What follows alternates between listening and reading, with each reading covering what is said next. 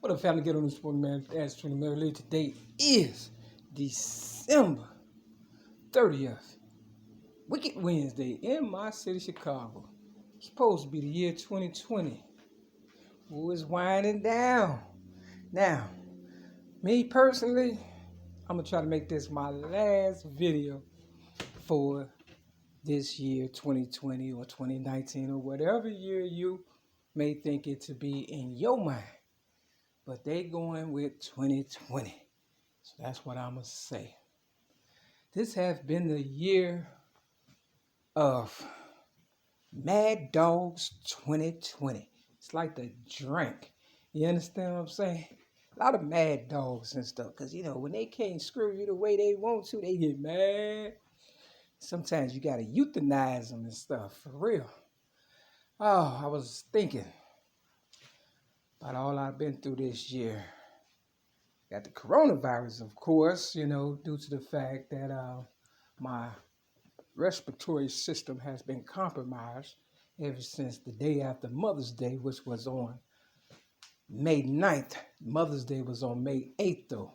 But the day after Mother's Day, May 9th of 2016, someone got it in their mind to take me to the Cook County Jail, hold me down, and give me drugs. Now, I know you real Mary McNamara's is tired of hearing this story, but just in case somebody click on that hasn't heard about my story, I am the originator of rap ever since the age of 8 in 1975. At the age of 6, I was in the Sun-Times newspaper in 1973. And because people don't support real Native Americans, they wanted to give my legacy to Marshall Bruce Mathers III. Now, he said in his song, Cleaning Out My Closet, that he was born in 1973. But if you Google it, he said he was born in 1972. See, they try to make it seem as though I'm crazy, but he said it out of his own mouth that he was born in 1973 to try to parallel his imagination with my reality, because I was in the Chicago Sun-Times newspaper at the age of 6 in 1973 due to the fact that I was a child abuse victim. I was taken advantage of, had all kinds of diseases, things of that nature because of pedophiles, you know, invading my land and, you know, working me like a Hebrew slave, sex slave, a horse that, you know, what they call them, you know, the horses that, you know, a workhorse, yeah. Yeah, if you've seen the movie, you know, A Woman Named Moses, I guess I'm the modern day Harriet Tubman, you know. This video, though, is basically about, you know, safe sex. I'm going to put the video of TLC Waterfalls with the description of, in the description of this video, and that I'm going to call Safe Sex or No Sex Part 2, because I did one in 2013, and 3 years later, 3 years later in 2016, you know, like I said, they held me down and gave me whatever it was that they gave me and stuff for real to compromise my respiratory system. I guess they didn't want people to, you know, look at me as a role model and stuff because I don't drink, drugs, smoke, or fornicate. I've been in this trap house where I'm at, this apartment building, this unit, this tomb, you understand what I'm saying, for almost 4 years. I got here May 31st of 2017. I guess they thought after what they did to me in 2016 on the psych ward at the Cook County Jail in my city, Chicago, for about 6 months, once a month, giving me a shot of God knows who knows what. You understand what I'm saying? That I would come back here and, you know, just die. But I have a low tolerance and a high tolerance of, you know, I have a low tolerance of bullshit and a high tolerance of living. You understand what I'm saying? I didn't stop drinking, drugging, and smoking and fornicating to die. If you live my life, you'll be fighting to live. So I've been here, you know, doing some of everything, you know, preaching to myself, preaching to the nosy people that I'm watching, because on the psych ward, I have to say this, in 2016 at the Cook County Jail, They used to watch the girls take showers and stuff, and they invaded our privacy. Yes, they did. Now, I asked them before I found out, was it true or not? And they said, they wasn't. But one day, something told me, you understand what I'm saying, to rip up my panties while I was in the shower. And I ripped them up and put them in the garbage can. And later on that day, a staff member that worked on the girls' psych ward at the Cook County Jail came to my room and whispered through the crack of my door. His name was Walter, a light, bright, damn near white man. You understand what I'm saying? I saw you when you tore up your panties in the shower. I cussed him out like he raped me. I cussed him out for like 2 days straight, for real. Everybody named Mama knew he was a freak. You understand what I'm saying? I cussed him out so bad, it looked like he wanted to cry. You understand what I'm saying? Real talk. Now, when I got to this place of residence, where I'm at now, 6210 South Kenbark Avenue, Chicago, Illinois, 60637, apartment 308, there was no camera by my door when I got here. And one guy told me, here we go again, as if they do this kind of stuff all the time. And I know if they was looking at me on the psych ward in 2016, they are definitely looking at me now. You understand what I'm saying? Because that's the camera they put up and stuff, real talk. Now, they lied to me on the psych ward, and sure enough, I caught their ass like I always catch them and stuff. I looked at the camera that was by the staff desk on the psych ward of the Cook County Jail, and I saw the girls taking a shower, in the shower area on the psych ward. I said, y'all lied to me. Not only that, I wrote a whole book called Liquid Hell, because that's what they gave me in 2016. Liquid Hell, the day after Mother's Day, mind you.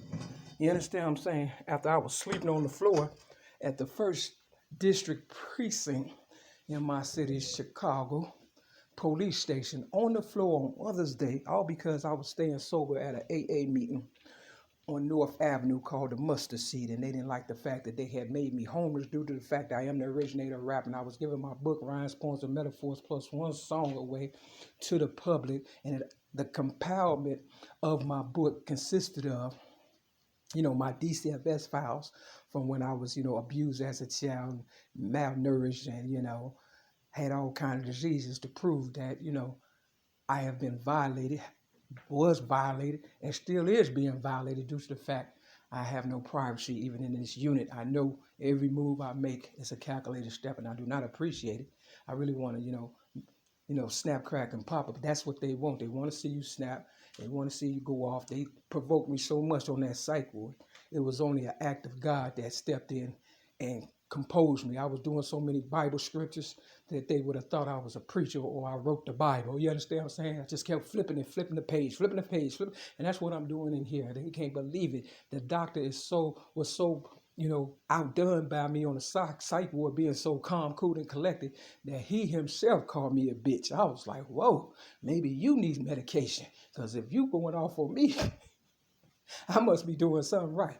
And that's why, we have to talk about sex and the coronavirus and all that. Now, in my first video in 2013, safe sex or no sex, you understand what I'm saying?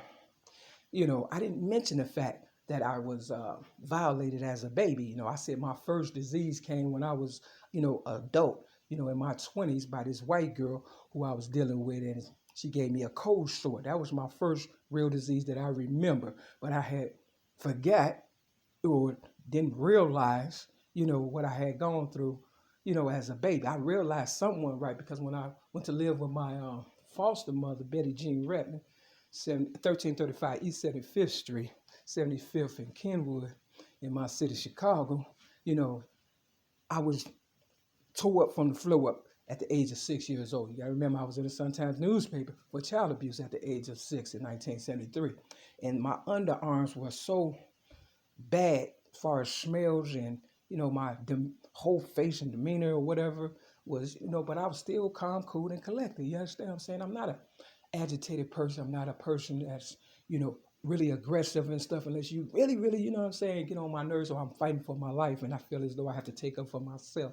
And I know people are sick of tired of me, you know, speaking out about this or whatever. And they want me to be quiet in here. Believe me, this is the year that, you know, I am going to shut my mouth because, you know, silence is golden and stuff. But don't come running to me for answers and stuff because I'm not going to have any and stuff. I've given you all I could give and, you know, fair exchange, no robbery. That's what we say in the streets. And if I give, and ain't getting, and you know the video, you know, safe sex or no sex only got almost 300 views. You understand what I'm saying? It's been 7 years, so you know I'm gonna add Waterfalls by TLC and you know Let's Talk About Sex by Salt and Pepper.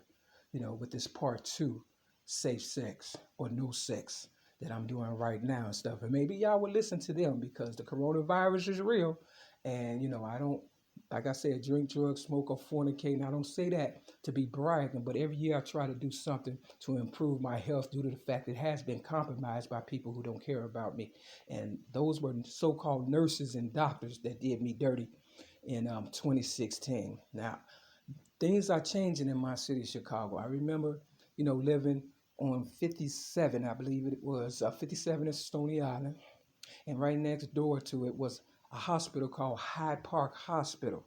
Now, when I got railroaded in 1995, because I was writing my other book, Awarded the State / Coming Out Hard, and I gave it to Oprah Winfrey, and I put a, you know, a copy of my cassette tapes with my voice added to music in the garbage, and you know, I left the book scattered on the bed when the police interrupted me and stuff after I called them and told them in 1995 that I felt suicidal because I was going through a whole bunch of stuff because I felt people were infiltrating my life and taking my legacy, which they were, still is, and you know, I'm not suicidal today. And I didn't blow my head off back then because the police did tell me, you got 2 minutes to live. So I hung up and, you know, me and my stepson, Mario Darrell Evans, had a spiritual awakening because I felt as though he was really trying to get me because when the police did come and he was hollering at the top of his lungs like I was killing him, but my higher power told me to hold him down because he had that demon in him. But when the police came and I opened up the door, you know, and everything settled down and I said, oh, we're just having a family dispute. Mario Darrell Evans, with all his, you know, dramatization taken after his mama, Donna Marie Evans, Italian stallion, who was a real estate agent, who was a prostitute, who drank drugs, smoked, who tried to turn me out and stuff like that, and solicit me and stuff to men and all kind of stuff to get my rap legacy and my writings and my book. You understand what I'm saying? He took after his mama because he was, you know, a mama's boy. His father wasn't around. I was there kind of helping him all the way to 16 or whatever, on and off. Long story short, the police came and he starts talking about, and she's got a gun. Now, I never told him or his mama that I had a gun, but that gun had somebody else's initials on it, and I got it from Chuck Dalton's gun shop. But I wasn't going to get that 38. You understand what I'm saying? For real. I was going to get a brand new gun and stuff. I had a gun card and everything and stuff, but the owner of the shop said, hey, why don't you check out this gun? So I figured I wasn't going to kill nobody or whatever. But how did Mario Darrell Evans know that I had that gun? Because they was plotting all along to discredit me like they doing now. You understand what I'm saying? I don't get much.